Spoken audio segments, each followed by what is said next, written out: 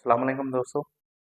आज हम डिस्कस करेंगे एटॉमिक नंबर और मास नंबर के बारे में कि एटॉमिक नंबर और मास नंबर क्या होते हैं।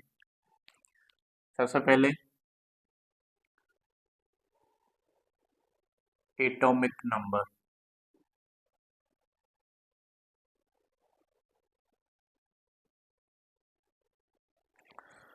जैसे कि आप जानते हैं कि एटॉमिक नंबर को किस तरह डिफाइन किया जाए। अब एटॉमिक नंबर को सबसे पहली जो पॉइंट है, एटॉमिक नंबर को हम सिंबलाइज करते हैं, मीन्स जो निशानदेही करते हैं इसकी, सिंबलाइज्ड बाय जेड लेटर। ठीक है, एटॉमिक नंबर को हम जेड से शो करते हैं। इसके बाद जो दूसरी पॉइंट है इसके बारे में, एटॉमिक नंबर को हम डिफाइन करते हैं। It is the number of protons only. Protons only. दूसरी पॉइंट ये है कि it is the number of protons only. जैसा कि हमें पता है कि प्रोटॉन्स न्यूक्लियस के अंदर होते हैं, तो हम जो एटॉमिक नंबर को जिस तरह हम डिफाइन कर रहे हैं, it is the number of protons only. इसका मतलब है कि न्यूक्लियर, किसी भी एटम के न्यूक्लियर के अंदर जितने भी प्रोटॉन्स हैं वो उसी का एटॉमिक नंबर कहलाएगा। फर्स्ट सपोज अगर हम कोई मिसाल ले लें, जैसे कि हम जानते हैं कार्बन का एटॉमिक नंबर है 6। हमेशा ये बात याद कर ले, एटॉमिक नंबर हम नीचे से लिखते हैं और मास नंबर ऊपर से लिखते हैं। और हमें ये भी पता है कि कार्बन का मास नंबर 12 है। अब जैसे कि मैंने लिखा है कि भाई कार्बन का एटॉमिक नंबर 6 है, तो हम कह सकते हैं कि कार्बन एटम के न्यूक्लियर के अंदर सिर्फ और सिर्फ 6 प्रोटॉन्स मौजूद है। क्योंकि हमने पढ़ा है कि atomic number simply the number of protons only. किसी भी एटम में जितने भी प्रोटॉन्स होंगे वो उसी का एटॉमिक नंबर कहलाएगा। अगर हम दूसरा एग्जांपल ले लें, ऑक्सीजन।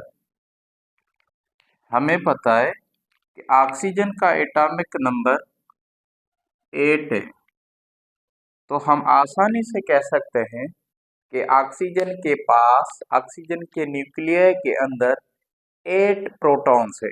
मतलब 8 प्रोटॉन्स हैं ऑक्सीजन के न्यूक्लियर के पास। इट कंटेन्स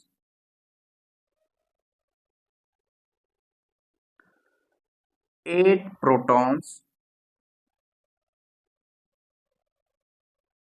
क्योंकि इसी के पास इसका एटॉमिक नंबर 8 है, 8 है, तो इसी की वजह से हम कह सकते हैं कि इसके पास 8 प्रोटॉन्स हैं।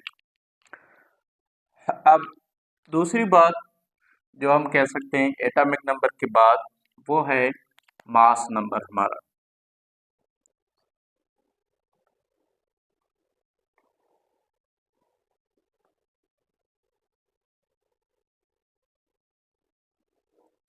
अब मास नंबर को हम किस तरह डिफाइन करें कि भाई मास नंबर क्या है। ये बहुत ही छोटे टॉपिक्स हैं, इसके आगे हम वो दूसरे टॉपिक से लॉन्ग टॉपिक्स को भी डिस्कस करेंगे।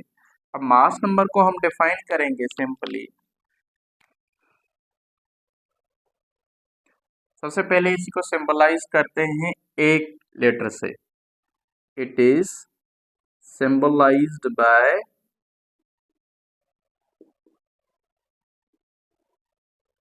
Letter E. मास नंबर को हम ए से ज़ाहिर करते हैं, जबकि हमने पढ़ा है एटॉमिक नंबर को हम जेड से ज़ाहिर करते हैं। अब इसके बाद इसके अगर डेफिनेशन हम ले लें, तो डेफिनेशन अगर हम मास नंबर को डिफाइन कर लें, तो mass number simply it is the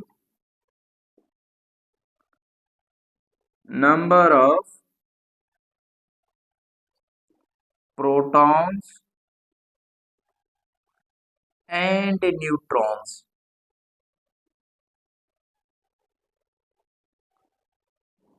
ठीक है, ये बात ध्यान में रख ले।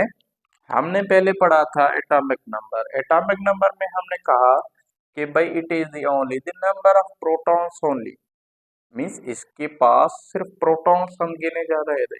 अब इसके पास मीन्स मास नंबर के पास अगर हम मास नंबर की बात करें तो यहाँ पर प्रोटॉन्स और neutrons collectively known as a mass number, protons और न्यूट्रॉन्स। अब हम दोनों को काउंट कर लेंगे न्यूक्लियर के अंदर, किसी भी एटम के अंदर प्रोटॉन्स और न्यूट्रॉन्स दोनों को काउंट करके हम बताएंगे कि इस एटम का मास नंबर क्या है। फॉर सपोज अगर हम मिसाल ले रहे हैं नाइट्रोजन, अब इसका एटॉमिक नंबर तो 7 है हमें पता है, अब इसका मास नंबर है 14। तो हम कह सकते हैं, अब इसमें प्रोटॉन्स और न्यूट्रॉन्स अगर हम डिफाइन कर ले भाई, इसमें इलेक्ट्रॉन्स, प्रोटॉन्स और न्यूट्रॉन्स कितने हैं। अगर कोई आज सवाल पूछ रहा है कि नाइट्रोजन के अंदर कितने इलेक्ट्रॉन्स, कितने प्रोटॉन्स और कितने न्यूट्रॉन्स मौजूद है, तो हम आसानी से बता सकते हैं। जो एटॉमिक नंबर है इसका मतलब है प्रोटॉन्स नंबर, तो हम लिख सकते हैं कि भाई नाइट्रोजन के पास 7 प्रोटॉन है। और इसके अलावा हमें पता है कि एटम इलेक्ट्रिकली न्यूट्रल होता है। इलेक्ट्रिकली न्यूट्रल का मतलब जितने पॉजिटिव चार्जेस होते हैं तो उतने ही नेगेटिव चार्जेस होते हैं। मतलब हम कह सकते हैं कि जितने प्रोटॉन्स हैं तो उतने इलेक्ट्रॉन्स होंगे। तो हम लिख सकते हैं कि protons and electrons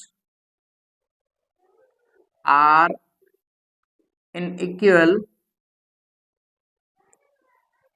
in neutral atom. ठीक है, एटम जो न्यूट्रल एटम होते हैं उसमें प्रोटॉन्स और इलेक्ट्रॉन्स केवल होते हैं, बराबर होते हैं। तो इसी वजह से हम ये भी लिख सकते हैं कि इसमें अगर 7 प्रोटॉन है, 7 पॉजिटिव चार्जेस है, तो डेफिनेटली 7 नेगेटिव चार्जेस भी होंगे, ये 7 इलेक्ट्रॉन भी होंगे। अब बारी है न्यूट्रॉन फाइंड करने की। भाई न्यूट्रॉन को आप कैसे डिफाइन करेंगे, मीन्स कैसे आप फाइंड करेंगे। तो न्यूट्रॉन को फाइंड करने के लिए हमारे पास एक फार्मूला है। अब एन, ये सिंबल किसके, न्यूट्रॉन के, एन 0 ऊपर दे रहे हैं, इसका मतलब neutron is a zero charge, mean neutron has a zero charge. अब देखें इसका फार्मूला है ए माइनस जेड। अब ये दोनों लेटर्स तो हम जानते हैं, ए क्या है और जेड क्या है। हमें पता है कि ए मीन्स मास नंबर। अब देखेंगे कि नाइट्रोजन का मास नंबर है 14, माइनस कर लेंगे किससे, एटॉमिक नंबर। नाइट्रोजन का एटॉमिक नंबर है 7। अब 14 में से 7 अगर हम निकालें, माइनस कर लें, तो आपका आंसर आएगा 7। इसका मतलब है कि फार्मूले के मदद से हमने फाइंड किया है कि नाइट्रोजन के पास 7 न्यूट्रॉन्स हैं।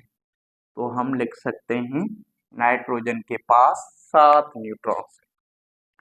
तो इसी तरीके से आप आसानी से किसी भी एटम के अंदर इलेक्ट्रॉन, प्रोटॉन और न्यूट्रॉन फाइंड कर सकते हैं। सिंपली आपको ये पता होना चाहिए कि एटॉमिक नंबर किसी को कहते हैं और मास नंबर हम किसको कहते हैं। तो इसी वजह से आप आसानी से ये डिफाइन कर सकते हैं। अच्छा, दूसरी पॉइंट, जैसे कि हमने बताया कि एटॉमिक नंबर है नंबर ऑफ प्रोटॉन्स ओनली, तो हम कह सकते हैं एटॉमिक नंबर का दूसरा नाम, जो अल्टरनेट नेम है इसका, इसको हम कह सकते हैं प्रोटॉन नंबर।